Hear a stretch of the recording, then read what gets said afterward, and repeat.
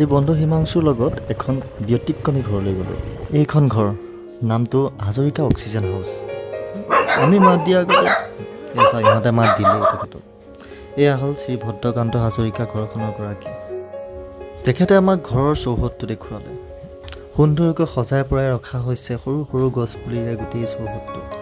ৰ'ব, আপোনালোকে নিশ্চয় ভাবিছে যে ইয়াতেনো এখেতক মহান বুলি কোৱাৰ প্ৰয়োজন ক'ত। বহুতেতো এইবোৰ কৰে।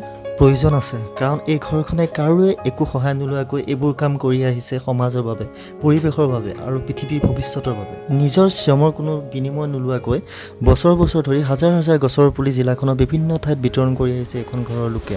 আমিও আমাৰ গাঁওখনৰ বাবে তেখেতৰ পৰা কেইজোপামান গছৰ পুলি আনিলোঁ আৰু তেখেতৰ মহৎ কামৰ শলাগ ল'লোঁ। পথৰ দাঁতিত এনেদৰে হাজৰিকা অক্সিজেন হাউচৰ গছৰ পুলিবোৰ দেখিবলৈ পাব। মুঠৰ ওপৰত আমাক হাজৰিকা অক্সিজেন হাউচৰ দৰে ঘৰ বহুতো লাগে।